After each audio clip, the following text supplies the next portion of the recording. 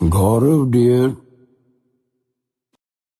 इन तस्वीरों को जो तुमने जमा किया है उनमें अगर कोई वजूद ढूंढने की कोशिश करें या उसमें कोई बहुत बड़ा पैगाम महसूस करें या उसको पढ़ने की कोशिश करें तो वो जरा मुश्किल होगा, इसलिए कि ये तस्वीरें आपकी एक तरह से एब्स्ट्रैक्ट हैं, क्योंकि एहसास का कोई वजूद होता नहीं और एहसास गुजरते हुए वक्त से गिरते हुए पलों का होता है जो तुमने कमाल महारत के साथ थाम लिया है।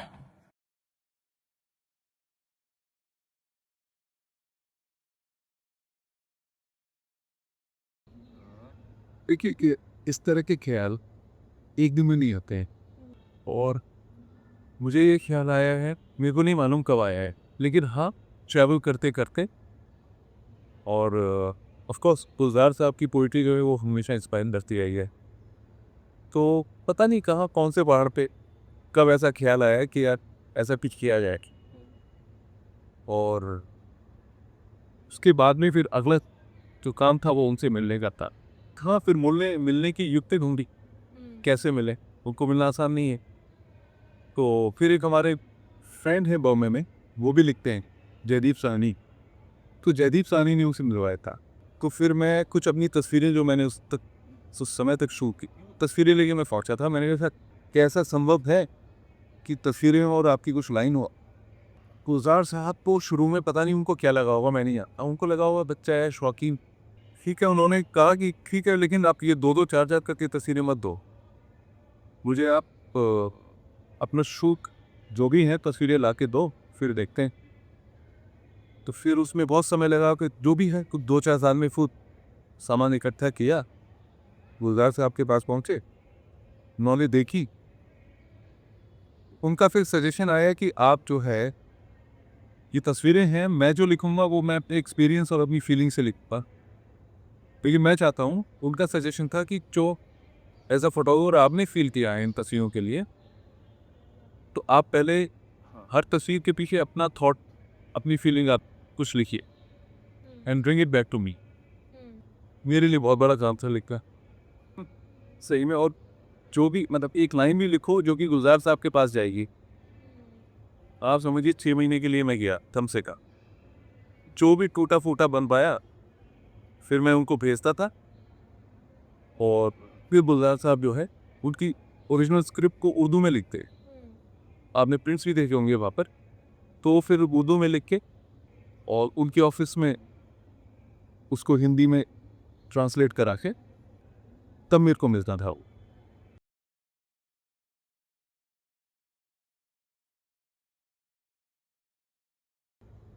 देखिए, जब हम काम कर रहे थे तो हम सिर्फ काम कर रहे थे, हम तस्वीरें भेजते थे, सोचते थे जो भी था।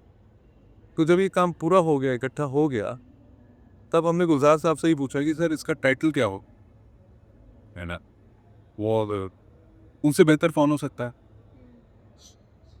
तो उन्होंने दो नाम लिए थे। तो पहले कुछ और बताया था जो मेरे को याद नहीं है अभी। दूसरा उन्होंने जाविये का कहा। जाविये की तो मेरे को भी मायने नहीं मालूम से, of course.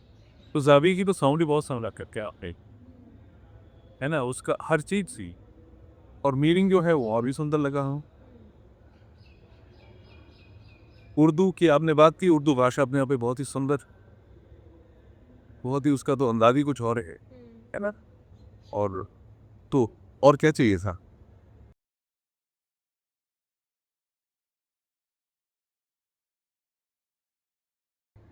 I think it happens actually.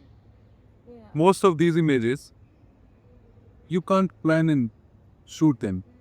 It is the alchemy which is beyond anyone's control. वो जगह है, पानी की बूंद पड़ रही है, उसके आगे पीछे हमने बहुत कई बार कोशिश की है, लेकिन वो होता है वो।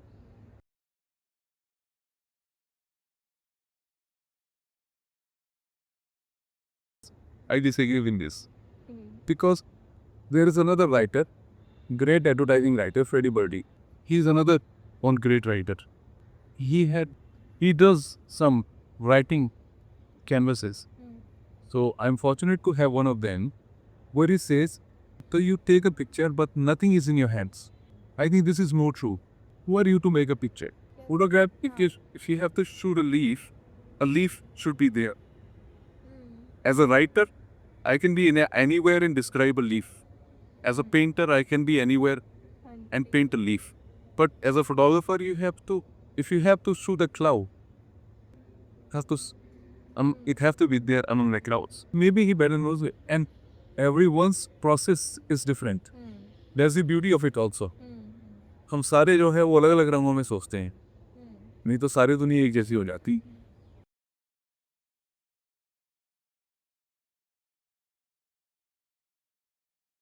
वो जब आप प्रोसेस में होते हैं तो आपको मालूम पड़ जाता है. और 50 तस्वीरें, मतलब नंबर आर नॉट इम्पॉर्टेंट. 32 बहुत होती है. मेरे पास तस्वीरें और भी थी, लेकिन 32 बहुत है. अब 32 बहुत है. अगर मेरे को लगता है इससे कम होने की गुंजाइश थी, ज़्यादा करने का कोई सेंस नहीं था. कम शब्दों में और कम उसमें आप अपनी बात कह सकते, वो ज़रूरी है, मेरे को लगता है.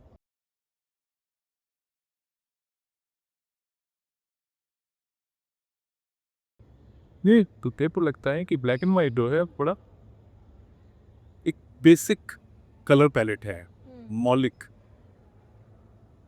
और जैसा हम अभी कह रहे हैं कि कम से कम में अगर बात कह सकते हैं, तो उतने सारे रंगों की और इतनी सारी चीज़ों की ज़रूरत नहीं रह सकती. हाँ, जबकि कलर मीडियम जो है आसान, कलर ज़्यादा मुश्किल, क्योंकि उसमें बाकी एलिमेंट्स ये रहते ही हैं सारे.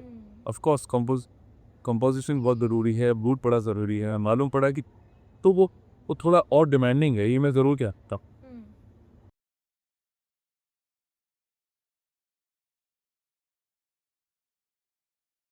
क्योंकि दी तू, जैसे मैंने आपको बताया, Urdu is like an ornamental language है ना. एक सीधी सी बात उर्दू में कही जाए तो वो लगता है कि पोइट्री हो गई, हाँ, है ना. और जिनसे इंस्पायर होके ये काम हो रहा है वो खुद उर्दू के उस्ताद हैं, और वो कोई भी बात बोलते हैं, कोई भी उर्दू होती है. तो ये सारा जो मिजाज बनता है ट्रैवल के दौरान भी, यात्राओं में, तो वही हम सुनते होते थे वहीं से. तब उर्दू को सारे प्रोसेस में से निकाल अलग कर देना वो थोड़ा मुश्किल है.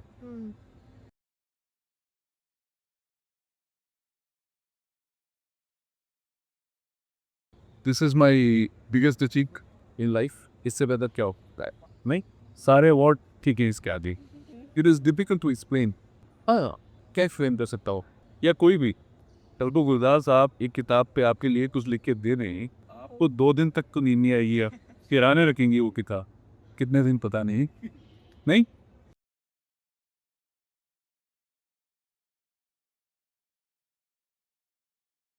if I may start, I would like to mention my college.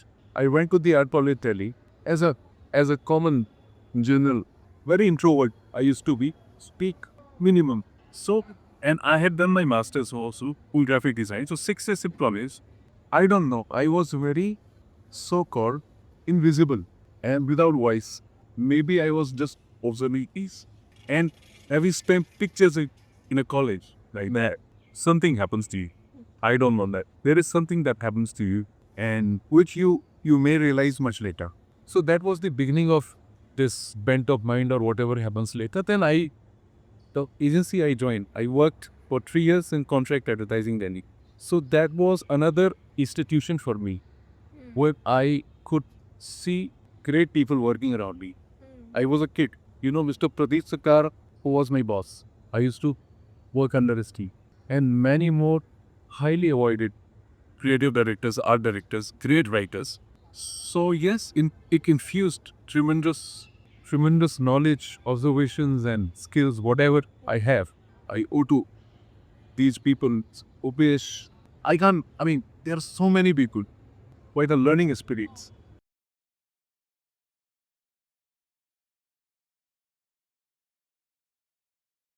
Anyone can talk for all day and night about this. I think I will sum it up saying eventually it is the image. Whatever for a writer, doesn't matter what pen you are using. It is the lines that matter.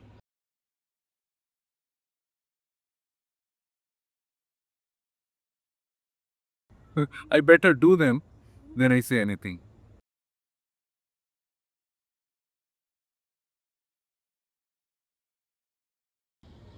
Yeah, before I answer this, yes, it is. It is all inspiration. After a point, a visual artist is learning from the visuals, be it a painting or of a power, or if you listen to even music can inspire, which it does. And these languages are silent in some way. It's a process. You can feel it, you may not be able to explain, with me especially. And I'm terrible at names. I'm highly inspired by some philosophers, a lot of painters. But yes, old timers, most, and musicians and composers and writers and movies.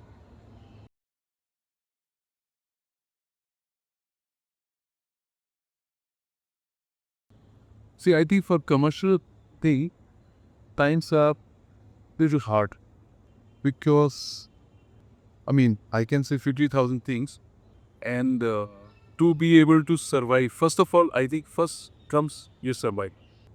Yes, you have to be original and you have to be consistent, have full of patience. Patience, I think, is the backbone. You believe in yourself, try to be original. Original is again a small word, but it can be very deep. Finding yourself and to know about yourself. Well, that will outstand, I believe. You could take kind,